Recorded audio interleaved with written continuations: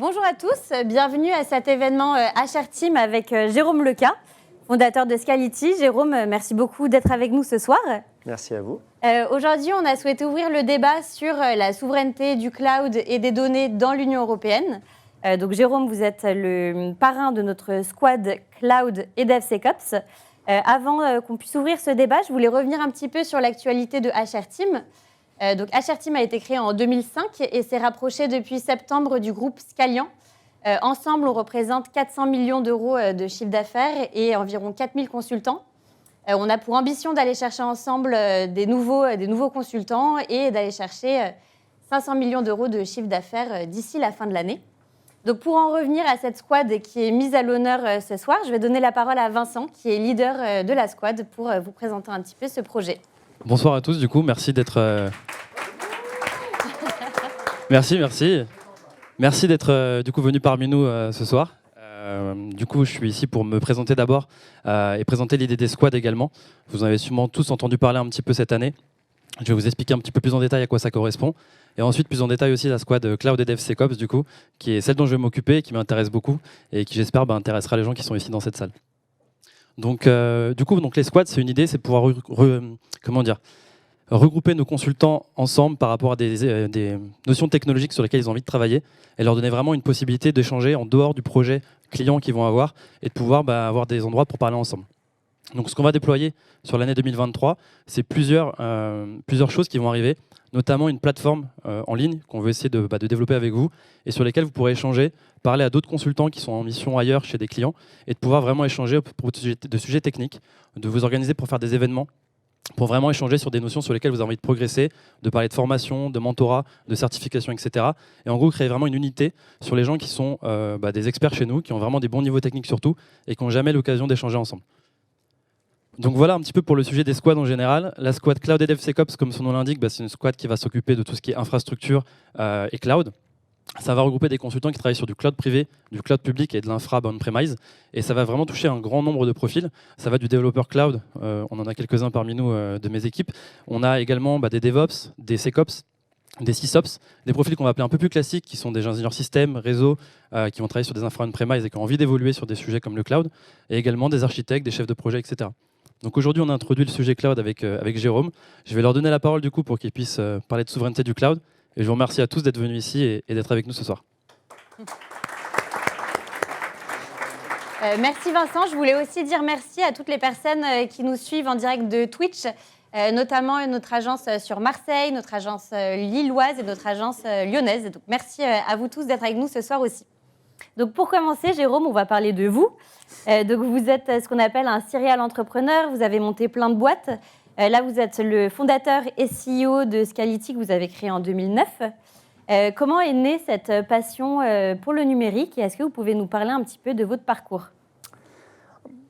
C'est assez simple. Je suis tombé dans la marmite quand j'étais petit, comme d'autres, en 1980. Qui n'était pas né en 1980, là, dans la salle ? Bon, vous voyez ce que je veux dire, quoi. En 80... mon père m'a dit « Tiens, il y a ce truc-là, ça a l'air intéressant, tu devrais regarder. » J'avais 13 ans. Et il y avait un magasin qui venait de s'ouvrir au coin de la rue, pas loin de chez moi, qui vendait des ordinateurs, des micro-ordinateurs, pour être précis, des TRS-80 avec un Z80 comme microprocesseur, magnifique microprocesseur. Et donc, j'ai commencé à apprendre à programmer. Et puis en fait très vite, c'est devenu en fait pour moi, très jeune, presque un outil de pouvoir sur les adultes en fait, qui n'y comprenaient rien.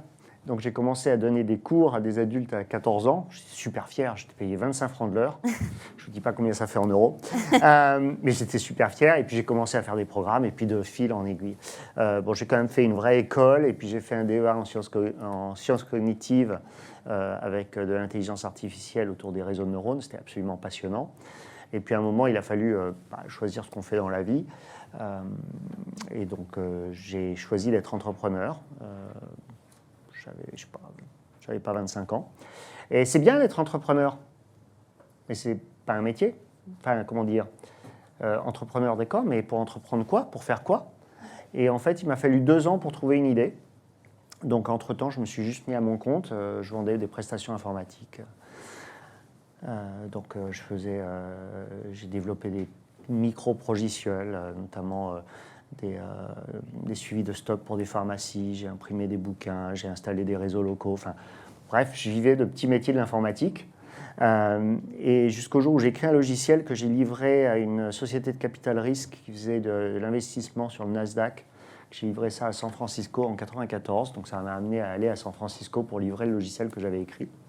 J'avais écrit sans commande. Je me disais, si je leur écris ce logiciel, je vais arriver à leur vendre. Et là, pour le coup, c'était plus 25 francs, c'était 25 000 $. On avait franchi quelques étapes.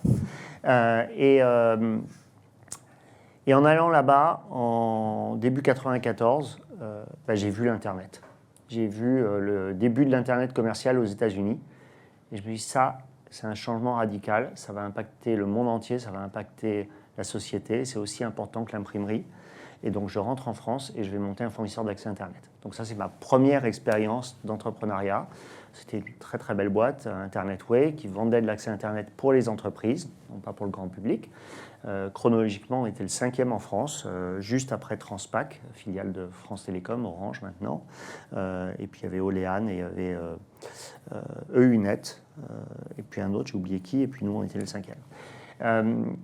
Très belle expérience, j'ai revendu la boîte en 1997, je l'ai dirigée jusqu'en 2000. Après, j'ai vu le crash boursier des années 2000. Comme toute ma génération, on avait beaucoup investi. On avait gagné de l'argent, puis on l'avait investi dans la tech. Donc après, on a perdu l'argent qu'on avait fait. Ça rend assez humble. Et après, pendant quelques années, j'ai été business angel, j'ai fait des turnarounds. Vous savez ce que c'est qu'un turnaround? C'est quand vous êtes invité par un investisseur pour arriver à être le méchant. Vous arrivez, vous regardez la situation, vous dites je vais virer la moitié des gens. C'est pas que je vous aime pas, c'est juste que l'entreprise elle perd de l'argent, il faut bien lui faire gagner de l'argent, donc on va réduire les coûts. Voilà, bon. Donc j'ai fait ça, c'est pas ce dont je suis le plus fier, mais en même temps c'était un métier à faire et j'ai essayé de le faire moins mal que d'autres, plus humainement que d'autres, pas évident. Et puis après, j'ai monté ma deuxième entreprise qui s'appelait Bizanga. C'était en 2003. En 2003, certains d'entre vous, quand même, là, peut-être s'en souviennent encore, le spam était un gros problème sur les messageries électroniques. On avait tous énormément de spam et c'était un vrai problème. Et donc, j'ai fondé une société pour résoudre le problème du spam. Encore une fois, non pas tant au niveau de l'utilisateur, mais au niveau des fournisseurs d'accès Internet. Et donc, on a fait un logiciel qui permettait de prendre le flux entrant des mails. On parle de millions de mails par jour, centaines de milliers par seconde parfois, chez certains fournisseurs, et de les traiter en temps réel et de séparer les bons des mauvais. Donc, quand vous recevez des mails dans votre boîte aux lettres, sur des boîtes aux lettres du genre Wanadoo, 95% du mail entrant chez Wanadoo est détruit. Il ne vous livre que 5%. Donc, s'il y a encore des spams, sachez que ce que vous voyez, c'est que 5%. 95% ayant été déjà détectés comme non bienveillants. Voilà, donc j'ai fait ça de 2003 à 2010 en fait. Et dans ce voyage-là, en 2008, j'ai fait le tour de mes clients qui étaient des fournisseurs d'accès Internet partout à travers la planète, ici en France, à travers l'Europe, aux États-Unis, au Canada, au Japon, en Australie. Et j'aurais dit, ok, bon, c'est bon, je vous avais fait un produit, qu'est-ce que je peux vous faire d'autre? J'aimerais vous vendre d'autres trucs. J'ai envie de gagner plus d'argent. Et c'était extraordinaire, c'était en 2008, et ils m'ont tous dit la même chose. Ils m'ont répondu, notre marché se transforme. Nous, finalement, ce qui a de la valeur, c'est notre relation aux usagers finaux. Et Google est en train de nous voler cette relation. Parce que Google a trouvé comment offrir de l'espace de stockage gratuitement, parce qu'ils peuvent le produire pour pas cher du tout. Nous, notre production de stockage nous coûte très cher, et donc on ne peut pas fournir de l'espace de stockage gratuitement, et du coup, nos usagers, ils vont chez Google.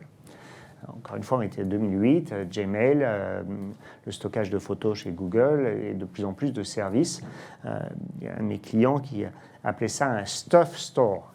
Les consommateurs, le grand public, il veut stocker stuff, des choses, c'est un mot qui n'est pas très joli pour dire choses, des choses sans valeur en fait. Ça, c'est l'origine de l'idée de Scality. Et donc on a dit on va faire ça, et c'est Scality.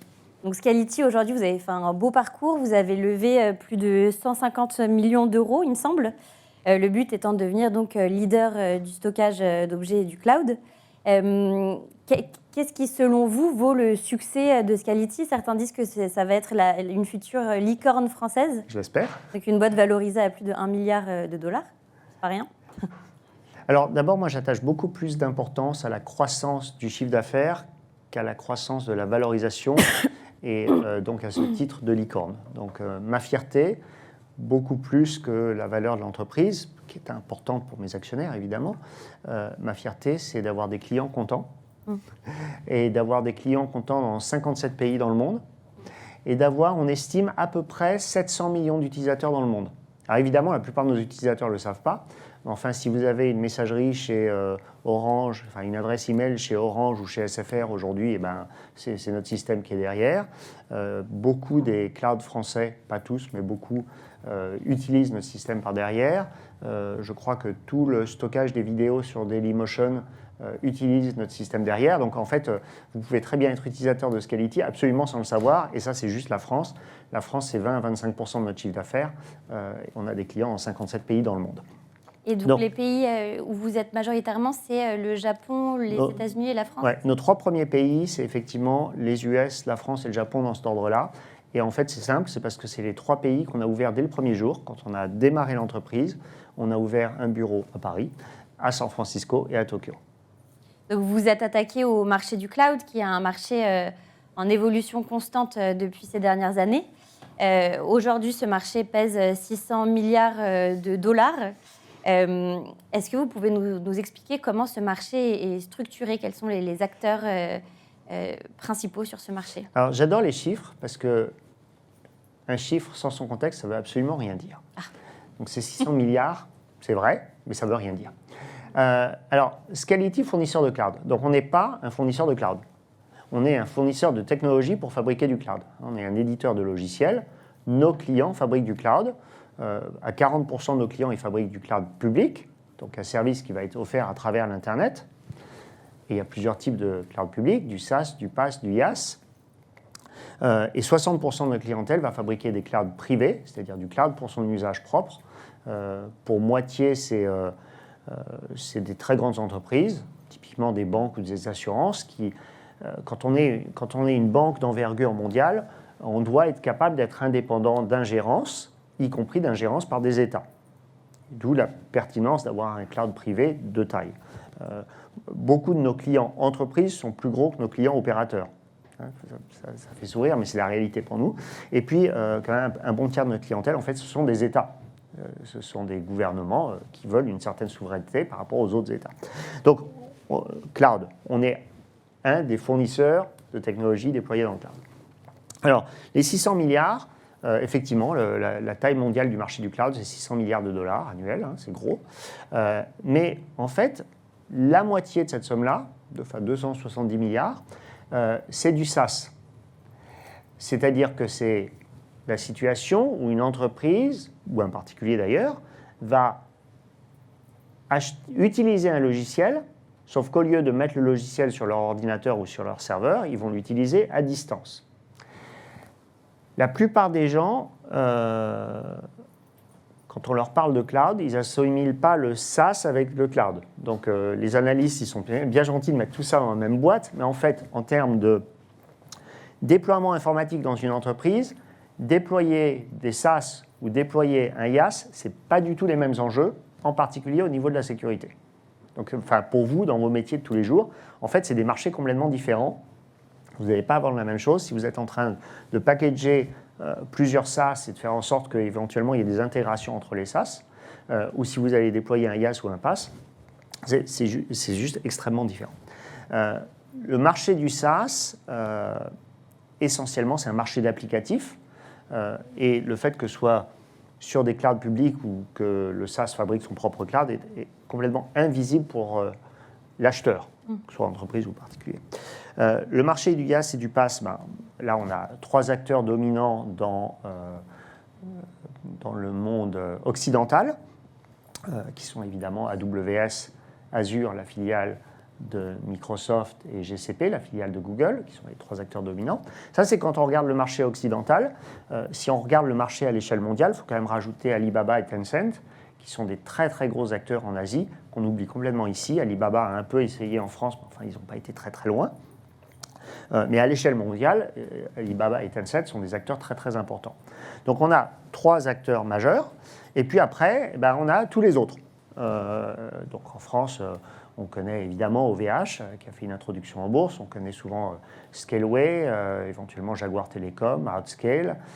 Il y en a beaucoup d'autres, mais généralement on ne les connaît pas. Il y a OBS, qui a aussi en fait 2 clouds différents, Cloud Avenue et Flexible Engine. Il y a Keops, qui est un cloud régional sur la région de Bordeaux. Enfin, et après, il y en a des dizaines, mais qu'on ne connaît pas tous. Alors, aujourd'hui, les 3 gros acteurs qui sont dominants dans l'Occident, ils sont très dominants, et surtout AWS, qui a près de 50% de part de marché. Oui, il me semble que donc, AWS, Microsoft et Google détiennent 72% des parts de marché en Europe, c'est ça? Ouais. Et ça, du coup, comment est-ce qu'on peut vous parler d'acteurs J'aurais même dit plus, pour être honnête. Ah ouais? Mais bon, mais c'est l'ordre de grandeur, c'est plus de 70%. Alors c'est assez intéressant parce que, en fait, la dominance d'un acteur ou d'un oligopole sur un marché dépend énormément de son comportement sur ce marché-là. Donc Amazon a à peu près 50% du marché du cloud, et on le considère comme un acteur qui a une dominance et des attitudes typiquement qui peuvent être regardées par les lois antitrust. En tout cas, ils définissent le marché. Pour comparer un autre acteur qui est dominant sur un marché, est-ce que vous connaissez la part de marché de Microsoft dans le marché de l'OS? C'est supérieur à 70%. Et personne n'y pense jamais. Parce qu'en fait, on a tous appris à vivre avec Microsoft comme dominant dans le marché de l'OS, ça ne nous dérange plus. Et aussi parce que Microsoft a appris à vivre sa position dominante sans être tellement dominant qu'il fait peur à tout le monde. Donc il y a eu un apprentissage réciproque entre l'entreprise, qui est dominante, et le marché. Si on regarde sur le marché Linux, la position dominante de Red Hat est aussi considérable. Donc ça dépend aussi de la position. Là, on a un problème, à mon sens, parce que la part des acteurs dominants, les 3 acteurs américains dont je viens de parler, dans le marché français et dans le marché européen, a considérablement augmenté sur les 5 dernières années. Donc non seulement ils sont dominants, mais on ne voit pas d'émergence en fait d'une concurrence locale en Europe qui soit significative. Pour être précis, la part de marché des acteurs européens a diminué de 25% il y a 5 ans à 17% aujourd'hui. Donc, a baissé de façon significative, alors même qu'à travers toute l'Europe, l'Union européenne appelle pour des initiatives permettant à des clouds européens d'émerger. Mais alors justement, qu'est-ce que les pouvoirs publics pourraient mettre en place pour faire émerger des nouveaux leaders sur ce marché, des leaders européens, et faire en sorte que les entreprises se tournent plutôt vers des services européens? Alors en France en particulier, on a toujours tendance à considérer que c'est au pouvoir public de tout faire. Et quid des consommateurs, consommateurs que ce soit grand public ou les acheteurs dans les entreprises? Parce que chacun d'entre nous, en tant que consommateur, au strict minimum en tant qu'acheteur du grand public, on est responsable de nos achats. Et les entreprises, elles sont responsables de où elles achètent. Et alors, on est en train de parler en France ici, les entreprises, enfin l'ensemble des activités publiques ou privées, mais sous l'égide de l'État, représentent quasiment 50% de notre PIB, probablement à peu près 40% de la dépense informatique en France. Et tous ces acheteurs qui sont sous égide de l'État, ils font des décisions d'achat quotidiennement. Donc pour moi, la première responsabilité, elle n'est pas tant dans les pouvoirs publics et surtout pas dans des démarches de régulation, à mon sens, mais elle est dans chacun en tant qu'acheteur de se poser la question au moment où j'achète. Bien sûr, je veux le meilleur service possible au meilleur prix, mais est-ce que je suis conscient de qu'est-ce que je crée comme retombée indirecte pour l'économie dans laquelle je vis, les emplois que génère là où je vis quand j'achète? Et je pense qu'il faudrait que nos entreprises, à technologie équivalente, à service équivalent, et nos pouvoirs publics en tant que consommateurs, se préoccupent un petit peu plus d'acheter auprès des fournisseurs français. Cocorico, Scality, c'est une boîte française, j'ai oublié de le dire. Donc, pour moi, ça commence là. Hein.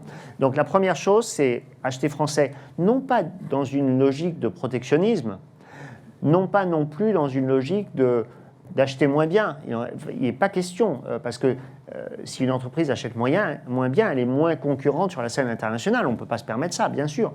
Il faut acheter à technologie équivalente. Mais il faut au moins se poser la question de quels sont les emplois induits par chaque achat qu'on fait. Ça, c'est la première chose. Maintenant, s'il y a un rôle qui peut être dévolu au pouvoir public, d'abord, il y a un rôle de parole, de répéter ce que je viens de dire. Il y a un rôle aussi à faire émerger des standards qui permettraient une interopérabilité entre les clouds. C'est clairement pas l'intérêt d'AWS de créer de l'interopérabilité. Ils sont dans une logique de course en avant, où chaque année, et pour ceux qui vont à reInvent, vous le voyez, ils sortent de plus en plus de fonctionnalités et ils ont sans aucun doute le pass le plus évolué au monde et les meilleures technologies au monde, il n'y a aucun doute, hein, ils sont en avance sur tous les autres de plusieurs années. Mais leur logique, c'est de pousser tout le monde dans une course en avant pour faire en sorte que quand une équipe de développement va coder quelque chose sur Amazon, elle va pouvoir le faire plus vite qu'ailleurs, c'est une réalité. Mais du coup, après, en utilisant toutes les fonctionnalités spécifiques à Amazon, elle ne pourra pas en sortir. Et c'est les choux gras d'Amazon. Ça leur va bien. Mais ça, c'est une bonne chose pour Amazon, ce n'est pas nécessairement une bonne chose pour le reste du monde. Donc il faut se poser la question, et là vous avez une responsabilité tous autant que vous êtes quand vous conseillez vos clients, de se poser la question de la réversibilité. J'ai rencontré le CTO d'Expedia il y a 4 ans à peu près. Et il nous expliquait qu'ils avaient pris la décision chez Expedia. Donc Expedia, vous connaissez tous, hein, c'est une plateforme de réservation de voyage, en particulier de billets d'avion. Et il a pris la décision de passer à 100% dans AWS. Je me dis, mais comment une boîte aussi importante qu'Expedia peut passer à 100% dans AWS ? Est-ce que vous n'avez pas peur d'être finalement otage de cette relation ? Il me dit, si, bien sûr qu'on a peur de ça. Mais on a encore plus peur d'être en retard sur nos concurrents. Et ça fait 3 ans qu'on essaye de développer un cloud privé qui soit aussi bien en termes de fonctionnalité pour nos développeurs que AWS, on n'y arrive pas. On a toujours un train de retard. Et donc, on va entièrement chez AWS et on comprend qu'on va être otage. Alors, dans la foulée de cette annonce-là d'Expedia, Sabre, il y a en gros 3 grosses plateformes en Occident. C'est Expedia, Sabre, réservation aérienne qui est issue d'American Airlines, basée aux US, et Amadeus, qui est issu d'une coopération entre Air France et Lufthansa, et qui est une boîte qui est basée entre Sofia Antipolis, Munich en Allemagne et Madrid en Espagne. Et donc Sabre a annoncé une alliance stratégique avec Google Cloud Platform et Amadeus avec Azure. Voilà. Donc, chaque entreprise doit faire ses choix.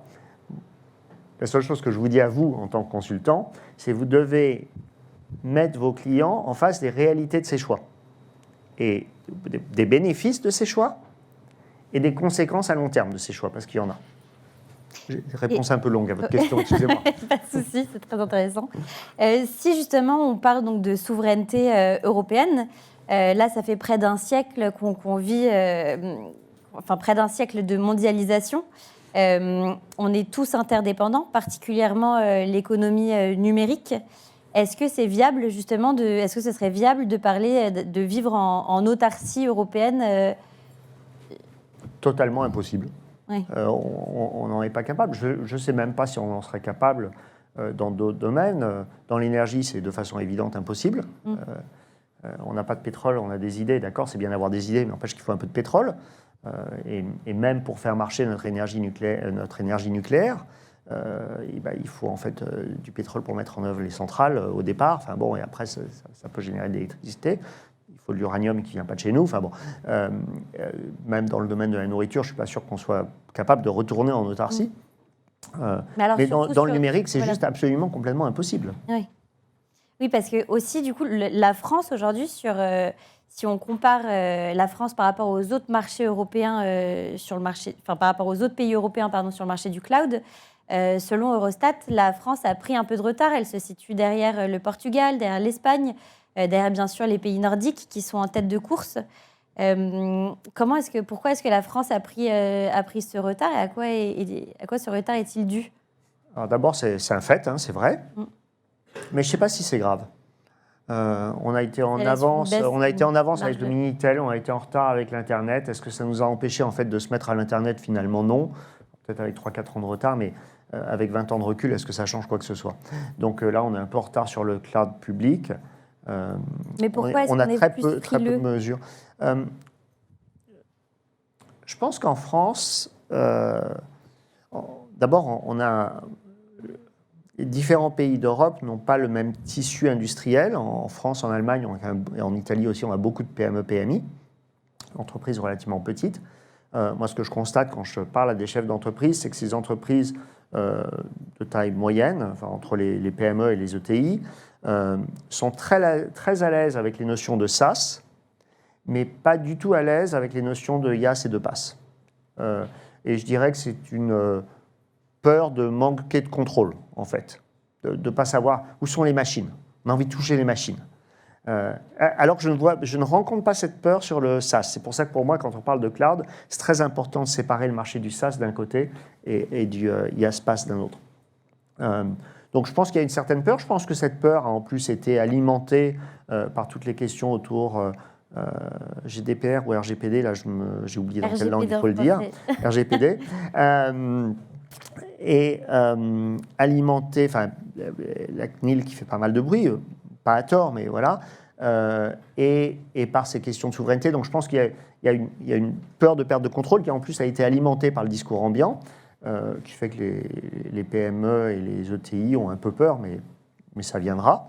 Après, je pense que avec cette relation au cloud public, il y a aussi moins de connaissances en France de la modalité de cloud privé, que je vois plus déployée dans d'autres pays, en particulier aux États-Unis. Je ne sais pas, je ne l'explique pas pour être honnête. Autant la peur du cloud public, je l'explique. Pourquoi le cloud privé est moins déployé en France, je ne sais pas. Alors, on a beaucoup comparé justement les États-Unis et la France. Vous avez vécu une dizaine d'années aux US à San Francisco, où vous avez dirigé la branche américaine de Scality. Justement, quelles sont les différences? Quelle est la relation à l'innovation en France et comment est-ce qu'elle diffère par rapport à celle aux États-Unis? D'abord, beaucoup de choses ont changé sur les 15 dernières années. Donc, il y a 15 ans, le seul endroit d'innovation en matière d'infrastructure informatique, c'était la Silicon Valley, avec peut-être un tout petit peu autour de Boston et un tout petit peu autour de Seattle. Mais en gros, c'est dans le monde entier, c'est tout. Et si on regarde l'innovation en Europe il y a 15 ans, il n'y avait pas beaucoup, il n'y avait pas beaucoup de fonds de capital risque. Les choses ont radicalement changé à Londres, en Angleterre, à Berlin, et puis à Paris, je dirais à Paris depuis la création de la French Tech, ça doit être en 2014 si je ne me trompe pas. La French Tech et la BPI ont radicalement changé le paysage en France. Aujourd'hui, la Silicon Valley est un des pôles d'innovation dans le monde, mais l'innovation est devenue multipolaire. On trouve de l'innovation dans plusieurs villes aux États-Unis, Austin, Texas, et New York est devenu un très très grand pôle d'innovation. Ça ne l'était pas avant 2008. Avant 2008, New York était essentiellement une ville financière. Arrive la crise de 2008, le maire de New York réalise qu'il faut qu'il y ait de nouvelles activités dans la ville et pousse à fond la tech, et ça a marché. Je pensais qu'ils étaient plus axés retail. Il y avait très peu de tech.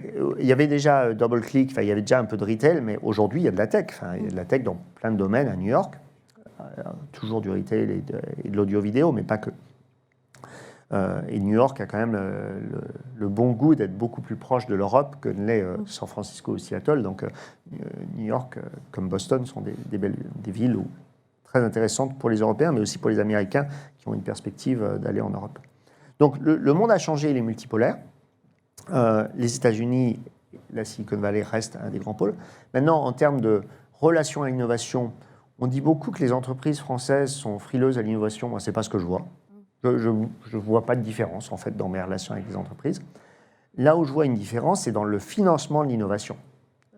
Parce que c'est un fait qu'il y a beaucoup plus de financement pour l'innovation aux États-Unis, tant des fonds de capital risque et des fonds de private equity, que de la sphère publique à travers le programme DARPA et les financements de l'armée américaine. Donc il y a beaucoup plus d'argent qui arrive vers la tech américaine que d'argent qui peut arriver vers la tech européenne, que ce soit en France ou en Allemagne ou même en Angleterre. Après, un autre mot sur les États-Unis. Beaucoup d'entre nous maintenant parlent anglais. On arrive aux États-Unis en pensant que comme on parle anglais, on comprend. Et en fait, on oublie juste que en fait, les différences entre deux pays, ce n'est pas seulement une langue, c'est aussi la culture.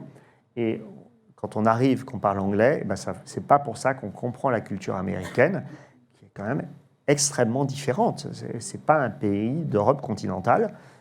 Et donc, avant de s'insérer dans la culture américaine, ça prend quelques années. Alors, dernière question avant de passer aux questions-réponses avec le public.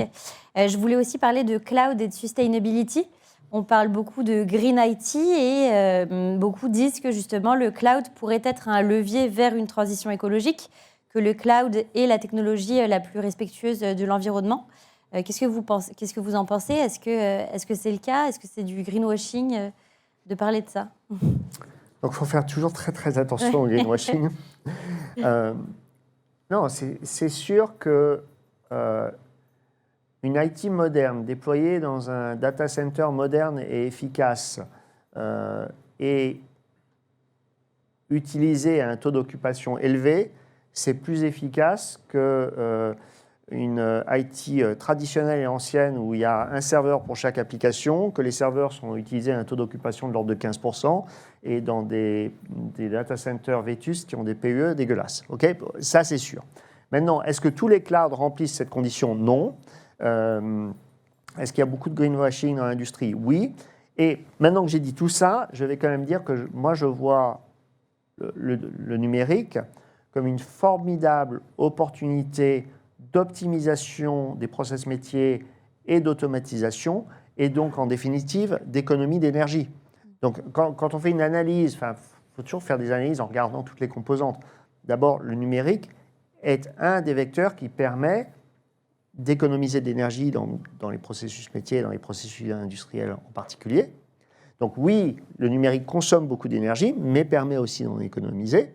Et maintenant, quand on regarde l'accroissement considérable d'utilisation du numérique et de l'Internet dans nos vies par rapport à l'accroissement d'énergie consommée par le numérique, finalement, l'accroissement des usages va beaucoup plus vite que l'accroissement de l'énergie consommée. Et donc, de mon point de vue, il n'y a pas de problème. Il faut juste continuer à travailler sur des data centers plus propres, des technologies qui consomment moins d'énergie et des taux d'occupation plus élevés, ce que vous faites tous les jours.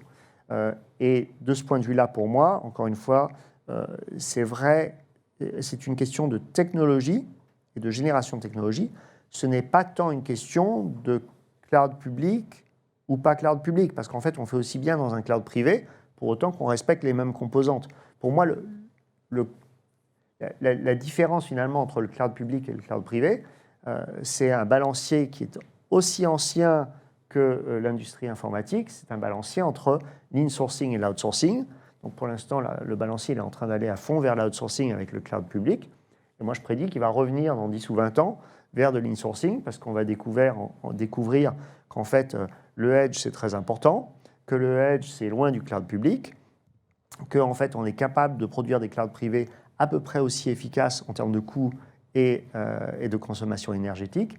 Et donc, il y a des gens qui se diront autant le faire moi-même parce que, en fait, je n'ai pas envie de confier toutes mes clés à d'autres que je ne connais pas. Non pas qu'ils le fassent mieux ou moins bien, mais j'ai tellement vu ce balancier, je suis là-dedans depuis 25 ans, osciller sans raison, en tout cas sans raison économique, que je pense que là, il est parti dans un sens, puis il va revenir.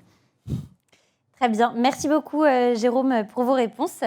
Je vais laisser la main à Vincent, du coup, qui va vous laisser poser des questions. Oui, je vais passer dans les rangs pour voir un petit peu s'il y a des questions. Est-ce qu'il y a déjà des personnes qui ont des questions à poser à Jérôme ? Oui, bien sûr. Je viens avec le micro. Allez. Et présentez-vous, s'il vous plaît. Ouais, présente-toi. Bonjour, alors je m'appelle Florian, j'ai une question super simple, je suis développeur, j'utilise GCP, j'adore ça. Et j'aimerais savoir si je peux apprendre à utiliser vos services. Est-ce que vous avez quelque chose que je puisse utiliser pour déployer par exemple mes projets? Ouais, alors la réponse c'est oui, mais enfin il vous faudra quand même un serveur un peu musclé parce que nous on a vraiment conçu notre logiciel pour aller déployer des clouds. Et par définition, quand même, pour être efficace énergétiquement, il faut qu'un cloud il soit quand même un peu gros, enfin pas minuscule. Donc on a un produit qu'on a lancé cette année qui s'appelle Artesca, qui lui tient sur un seul serveur. Il est disponible, il n'est pas disponible en ligne, mais en fait il est disponible gratuitement. Et si vous m'envoyez une demande par LinkedIn, je vous envoie l'URL. Enfin, d'ailleurs, je peux l'envoyer à Stéphanie, elle peut vous l'envoyer à tous. Je l'enverrai, Florian. Non, mais enfin, même à tous. Vous pouvez le télécharger, ça se déploie, c'est un OVA qui se déploie sur VMware, et vous pourrez faire ce que vous voulez avec. Et nous faire des critiques, ou nous dire que c'est bien, on aime bien les deux. Qui d'autre pour des questions? On a aussi des technos open source, mais qui sont beaucoup plus légères. On a un truc qui s'appelle Cloud Server, qui est disponible sur GitHub. Et Cloud Server, c'est juste l'API S3, disponible en open source. Donc c'est très bien pour jouer, mais ce n'est pas destiné à être mis tout seul. Enfin, vous pouvez l'intégrer dans un logiciel, mais il faut l'intégrer. Alors qu'Artesca, c'est un produit tout fait. Oui, bien sûr. Oui, si j'ai bien compris, je peux utiliser ce que vous proposez et vous me demandez de le conseiller à mes clients, mais si je n'ai pas une manière facile de déployer votre solution, c'est difficile pour moi de la prendre et du coup de la conseiller à des clients. Non, mais je vous donnerai l'URL et l'OVA, il est facile à déployer. Il vous faut juste un serveur un peu musclé. Lui, il se déploie en un quart d'heure. Ok, quelqu'un d'autre a des questions? Mais quand même, pour répondre, nous, nos clients, typiquement, ils ont littéralement des centaines, voire des milliers de disques durs. On fait tourner 180 000 disques durs dans le monde, juste pour avoir une idée d'échelle. Okay, notre solution, notre travail, c'est de faire en sorte qu'un système fonctionne quand il y a des milliers de disques durs, ce qui veut dire qu'il y a des disques durs en panne tout le temps. Le pire, d'ailleurs, ce n'est pas quand un disque dur tombe en panne, c'est quand le disque dur, il hésite, il répond de temps en temps. C'est l'horreur. Bon, donc, voilà. Et ce n'est pas des problèmes qu'on rencontre sur un seul serveur. Donc effectivement, beaucoup de nos optimisations, elles sont très appropriées pour nos clients, pas nécessairement appropriées pour un développeur. Ceci dit, Artesca, je répète, vous le déployez en un quart d'heure et vous pouvez faire pas mal de choses avec. Bonjour, moi c'est Jason. Je voulais juste poser une question par rapport justement au cloud et tout ce qui tourne autour de la souveraineté. Vous avez parlé tout à l'heure justement au niveau Linux et open source. Moi, je travaille justement dans le monde du libre. C'est quoi votre vision à vous aujourd'hui justement autour de ce sujet-là, de l'open source, du cloud et potentiellement la place qui est laissée par ces acteurs-là, justement par tout ce qui est AWS, etc. La place qui effectivement qui pourrait être laissée effectivement au libre dans ce monde-là?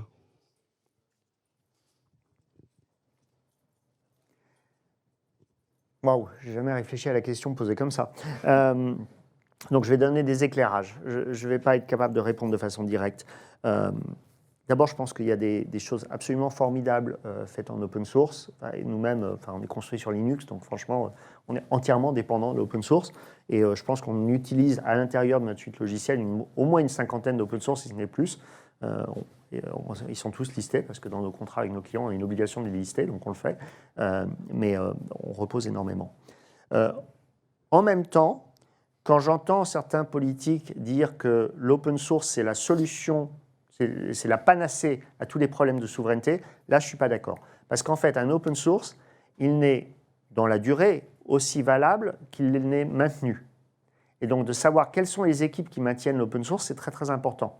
Quand Red Hat est racheté par IBM et arrête CentOS, ça a un impact très important pour toute l'industrie. C'est très dépendant de la communauté. Okay. Donc il y a à peu près toujours en fait, une équipe sous-jacente à un open source pour le maintenir. C'est rarement une seule personne, et puis quand bien même ce serait une seule personne, cette personne elle devient clé. Et donc l'open source en soi n'est pas une panacée à la question de la souveraineté. Il faut qu'on ait des équipes, et pour moi, l'une des réponses à la question de la souveraineté, c'est de ne pas regarder seulement la question de la souveraineté des données, de ne pas regarder seulement à qui appartient tel ou tel cloud pour pouvoir être indépendant du Cloud Act. Ces choses-là sont importantes. Mais pour moi, il y a un troisième volet qui est tout aussi important et je pense pas assez regardée, qui est la notion de souveraineté technologique. Est-ce qu'on a dans notre pays le savoir-faire technologique, notamment pour continuer à maintenir ces open source si les mainteneurs officiels n'ont plus envie de le faire? Et ça, je trouve qu'on manque un peu. On manque de vision sur ce sujet-là, de maintenir un niveau de savoir-faire technologique sur l'ensemble des suites logicielles qui sont nécessaires pour faire tourner un cloud. Est-ce que ce manque justement de compétences quelque part pour maintenir ou pour reprendre des projets, c'est pas aussi lié à un problème de formation de base? Honnêtement, la moitié des mainteneurs, ils sont autodidactes. Donc, pour moi, c'est. Et by the way, moi, je suis un autodidacte en informatique parce qu'à l'époque, il n'y avait pas les formations. Donc, non, pour moi, c'est beaucoup plus des problèmes de motivation que des problèmes de formation. Puis, c'est tellement de formations disponibles en ligne maintenant. Enfin, quelqu'un qui veut se former, il peut se former. Merci. Qui d'autre a des questions? Alors, est-ce qu'on a peut-être des questions sur Twitch? Alors, bonsoir à tous. Pour l'instant, non. Twitch n'a pas de questions. Mais n'hésitez pas dans le chat.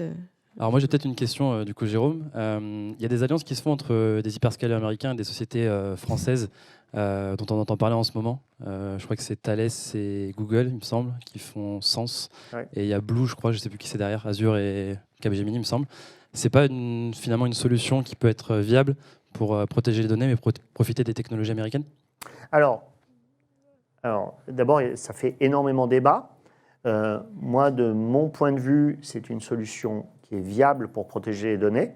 C'est mon point de vue, hein, il y a des gens qui disent le contraire. En revanche, ce n'est pas une solution qui est viable pour protéger le savoir-faire technologique. Donc, ça remplit un de mes seaux, mais pas l'autre.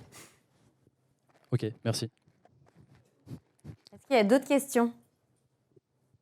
Bon, alors moi, j'ai une dernière question. Le cloud, aujourd'hui, on dit souvent que ça peut être un bouclier contre les cyberattaques, et le nombre de cyberattaques étant de plus en plus étant exponentiel en France. Est-ce que vous pensez que c'est le cas? Est-ce que ça peut être un parvis pour se défendre contre ces menaces?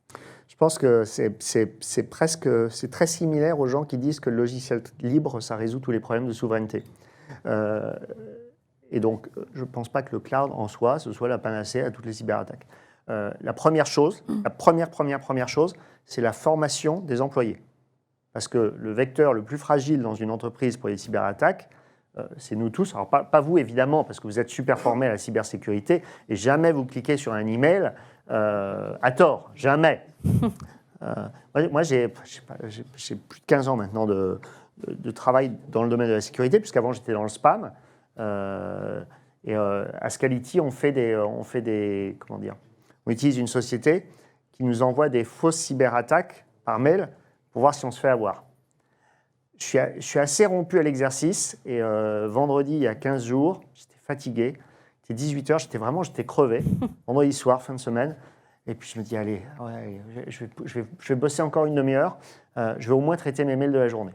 Donc je traite mes mails et pling, je me suis je me souviens plus. Ah si, je me souviens plus, mais c'était ouais, ça ressemblait à être notre logiciel de HR. Votre Chronopost est arrivé? Dans Chronopost, ça je l'ai mis sur. Il était joli celui-là. Hein. Je l'ai mis sur LinkedIn. C'était notre logiciel de HR et il y avait juste un O en plus et je me suis fait avoir. Donc la première chose contre les cyberattaques, c'est la formation des employés. La deuxième chose, c'est d'avoir un plan de remise en route qui fonctionne. C'est-à-dire qu'on le teste. On a des clients, donc beaucoup de nos déploiements sont plusieurs data centers. On a des clients qui, tous les 15 jours, éteignent un data center. Boum! Un de ses clients, c'est Bloomberg. Bloomberg, il nous a fait un coup dingue. Il a éteint un de ses data centers, un des data centers principaux, pendant une Coupe du Monde de football. Il a dit, bah ouais, il faut que ça tienne. Waouh, on avait peur. Hein. Bah, ça a tenu. Nous, on est le stockage sous-jacent à Bloomberg Télé. Donc, ça diffuse à des millions de personnes. Hein. Bon, ça a marché. Donc, la deuxième chose, c'est un plan de rétablissement de service qui soit testé. Hein, parce que la plupart des gens, ils font un plan puis ils ne le testent pas. Et qui soit testé régulièrement. Bon. Et la troisième chose, après, c'est effectivement l'ensemble des technologies qu'on met en place. Et pour moi, le cloud peut tout à fait être très sécurisé. Une informatique interne peut aussi être très sécurisée. Et la seule chose, c'est que par contre, la mise en œuvre de la sécurité en interne ou dans le cloud, c'est très différent. Et souvent, je vois les gens ne pas réfléchir à comment c'est différent dans la mise en œuvre. Mais oui, le cloud est un univers tout à fait sécurisable. Eh ben, merci à tous du coup d'être restés. Merci Jérôme d'être venu. Et puis on se retrouve là-bas. Je vais rester un peu au cocktail. S'il y en a qui veulent venir me poser des questions, je suis là. Super, Merci. merci beaucoup.